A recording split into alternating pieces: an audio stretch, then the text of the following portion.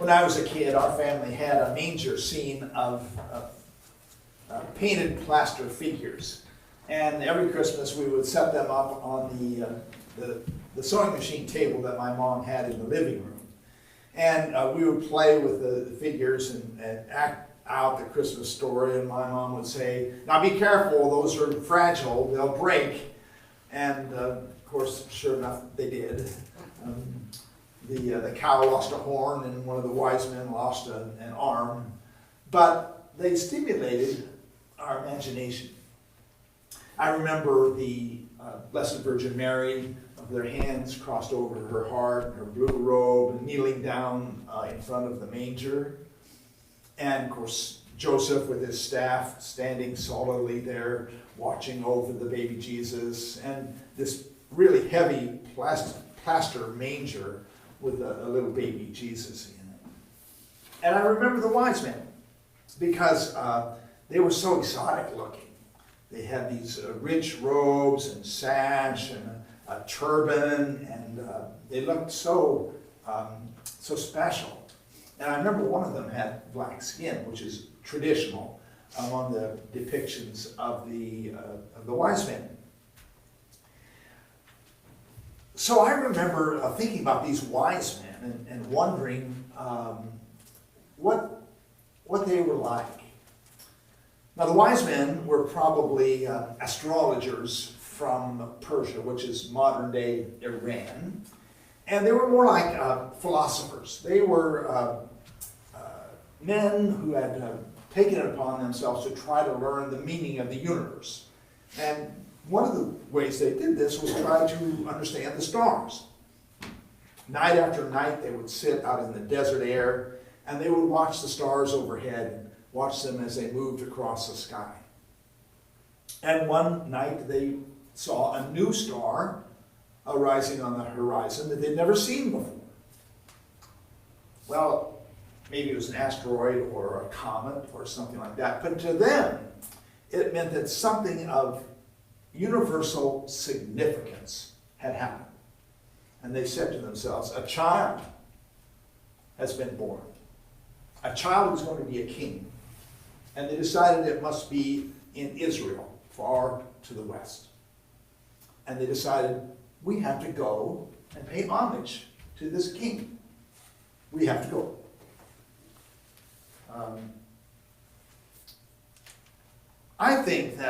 I think of the Magi, the wise men, as spiritual seekers.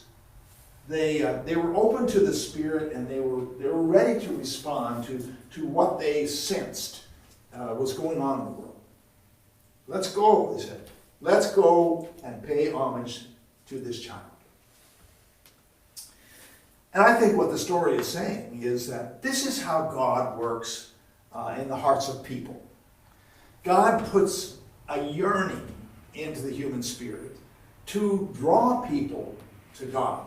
Even though they're far away, even if they don't know God, God puts this desire into them to know God.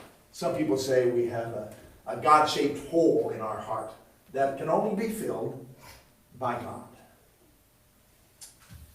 So the Magi started off on a journey.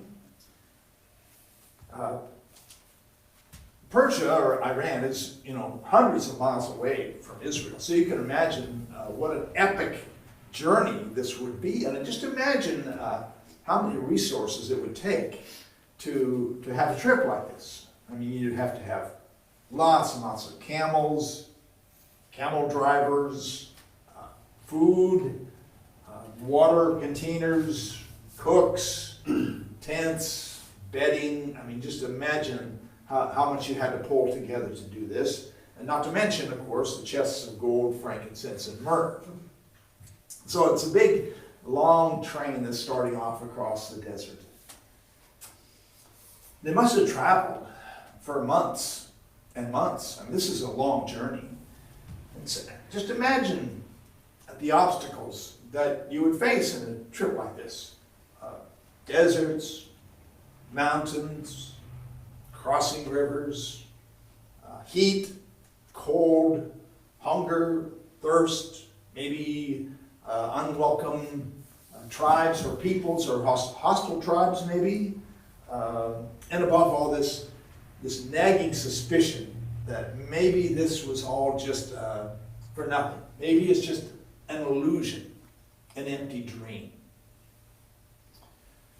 They had no maps, had no names, no references. They were just looking for a baby who had been born at a certain time in a foreign country. I mean, that's not much to go on. And I wonder if they ever thought of turning back. Did they have any doubts?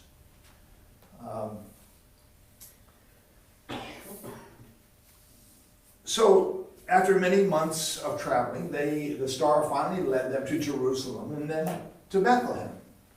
And when they saw that the star had stopped in one place, they realized that they had finally got there. They had made it to their destination. This was it. And the story says that at that point, they were overwhelmed with joy before they'd even seen the child. They had done what they set out to do, and they knew they were at the end of their journey. So they went into the house, and they found the child Jesus there with Mary and Joseph, and there in front of them all, they knelt down, and they worshiped the child, and they offered their gifts of gold and frankincense and myrrh to the child. So the toil of the journey and this immense weariness and all the cost of the journey and the fatigue and the perseverance and the single-minded focus that they had, all of that fell away. And their hearts were full of joy.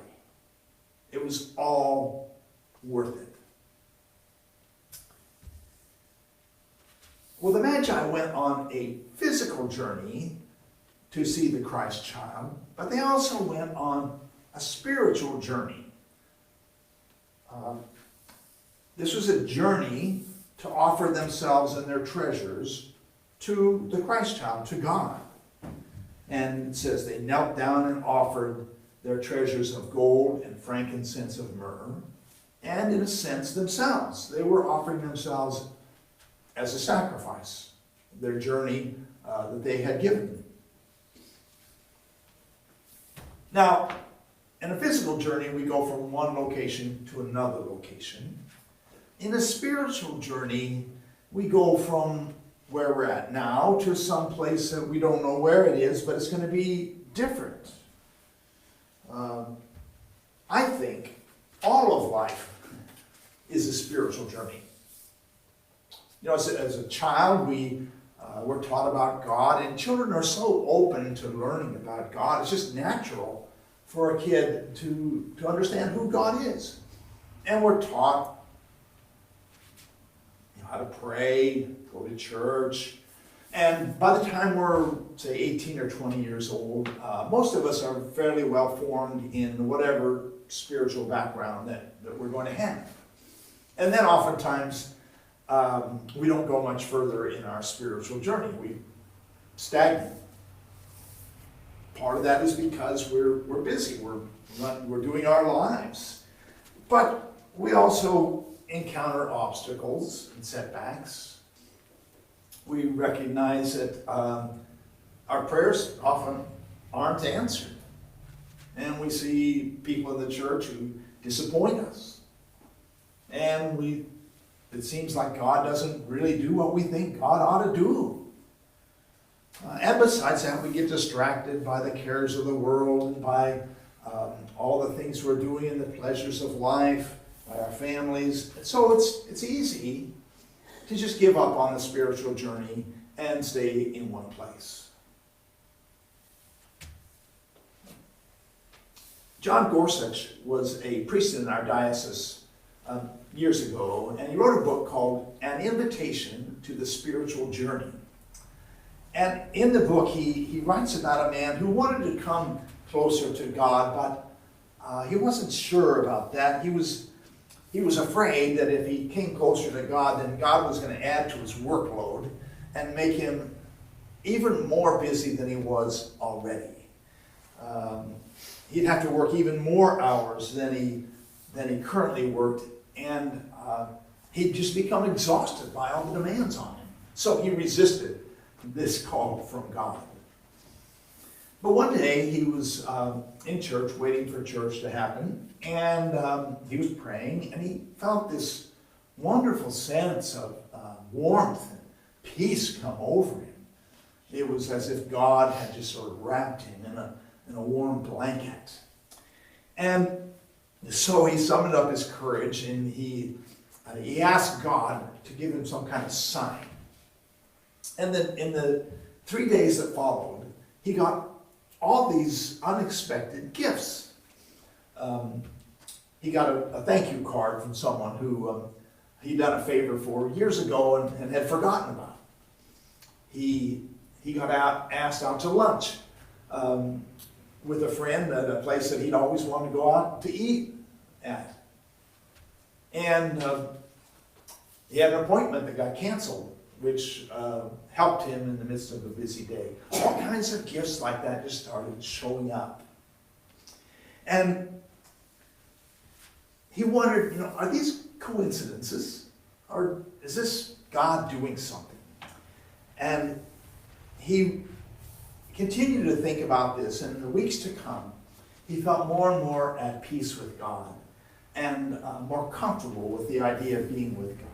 And he began to realize it wasn't God that put all these demands on him or expected him to do so much. It was his dad. When he was growing up, his dad put all kinds of pressure on him to be a success, to be an overachiever. And that's what he had internalized. But what God wanted from him was to be less of an obsessive performer, less of an achiever, and more himself, and more available to his family and to his friends and to himself. And so that change, that was what his spiritual journey was supposed to be for the next several years. Now, the spiritual journey isn't just about praying more or reading the Bible more, although that may be part of it. But the spiritual journey is really about being open to the Spirit, continually seeking God, welcoming growth and change in our own life, being willing to be challenged and confronted, and to have the courage to let go of beliefs that don't serve us well anymore. That's all part of the spiritual journey. Well, God called the Magi, the wise men, to cross the deserts to find the Christ child. And God calls us to cross our own deserts and deal with our own obstacles in order to grow spiritually. And I wonder, when we get to the end of our lives, at the end of our earthly journeys, and we face God at last, what gifts are we going to bring God? What treasures are we going to lay down in front of him? I hope that we will be able to offer an honest faith, a true hope, and an untarnished love. Not gold, frankincense, and myrrh, but faith, hope, and love.